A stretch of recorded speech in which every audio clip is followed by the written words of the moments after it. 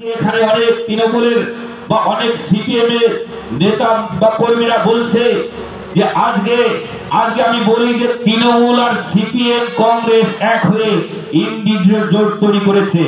যে ইন্ডি জোটে কে কে আছে? সে তৃণমূল আছে, কংগ্রেস আছে, সিপিএম আছে। কাকে হারাতে? ভারতীয় জনতা পার্টিকে হারাতে। তাহলে ভারতীয় জনতা পার্টিকে হারাতে আজ বিভিন্ন দল একসঙ্গে হয়েছে। তার সম্পূর্ণ প্রমাণ আপনাকে অত দূর যেতে হবে না। তেহট্ট পঞ্চায়েত সমিতি, আপনার বাড়ির কাছে তেহট্ট পঞ্চায়েত সমিতি জানেন? সেই তেহট্ট পঞ্চায়েত সমিতিতে সিপিএম এর সভাপতি, তৃণমূলের সহসভাপতি, কংগ্রেসের দুজন তারা সমর্থন করেছে। এই তেহট্ট পঞ্চায়েত সমিতি তৃণমূল, সিপিএম, কংগ্রেস বিজেপিকে হারানোর জন্য জোট বেঁধেছে। চোরে চোরে মাসুদ ভাই হয়েছে এই তেহট্টতে। তাই যারা নিচুতলার সিপিএম এর কর্মীরা শুনুন, আপনাদের জন্য সিপিএম এর উপর তলার মানুষ আপনাদের চাই না। কারণ এখানে যখন সিপিএমরা বক্তব্য দেয় তৃণমূলের বিরুদ্ধে, আর তৃণমূলরা যখন বক্তব্য দেয় সিপিএম এর বিরুদ্ধে, আপনারা মারামারি করবেন, আপনারা হিংসা করবেন, কিন্তু আপনাদের উপর তলার মানুষ ওখানে গিয়ে তৃণমূলের সঙ্গে ভোট তৈরি করবে। তাই এলাকার সৌমন্ত্রী সিপিএম এর মানুষকে বলছি, এলাকার সৌমন্ত্রী তৎপন্ন তৃণমূলের নেতৃত্বে কর্মীকে বলছি, সময় আছে, আপনারা বিজেপির ছায়ায় আসুন।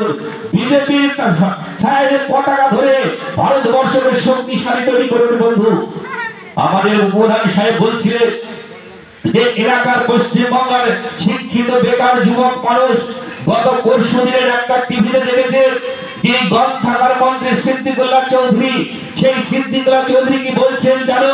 যে শিক্ষিত হলেই কি সবাইকে চাকরি করতে হবে? একজন গ্রন্থাগার মন্ত্রী তিনি বলছেন যে শিক্ষিত হলেই কি সকলকে চাকরি করতে হবে? বন্ধু, আমরা চাকরি করব না। আমরা কেন করব না বন্ধু? আজ চাকরি চোর। আপনারা জানেন যে তেহট্ট বিধানসভায় যারা আপনারা ভোট দিয়ে যাকে এমএলএ বানিয়েছিলেন, সেই এমএলএ কোটি কোটি টাকার বিনিময়ে চাকরিকে বিক্রি করেছে। আপনারা বিভিন্ন ইলেকট্রনিক্স মিডিয়া, বিভিন্ন সোশ্যাল মিডিয়ার মাধ্যমে আপনারা দেখেছেন।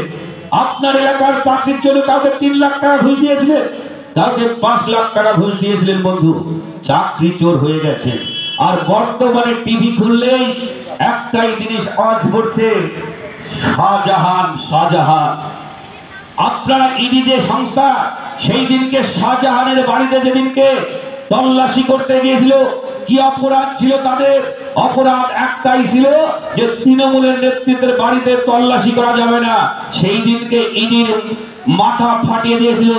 পশ্চিম বাংলা বিহাবাসী হিসাবে আমাদের লজ্জা হচ্ছে যে সারা ভারতবর্ষের একটা তদন্তকারী সংস্থা ইডিকে আমরা মাথা ফাটিয়ে দিয়েছি। এর থেকে জঘন্যতম লজ্জা নেই। আমরা কি দেখলাম? সেই ইডি অফিসার যখন তল্লাশি করতে আসলো, তল্লাশি করে তাদেরকে মাথা ফাটিয়ে দেওয়া হলো, আর তাদের বিরুদ্ধে চুরি এবং লাঞ্ছনার কেস দেওয়া হলো। আর ইডিকে যারা মানলেন তাদেরকে কোনো কেস দেওয়া হলো না। কিন্তু যেদিনকে কেস দেওয়ার পরে আমরা কি দেখলাম? যে ইডি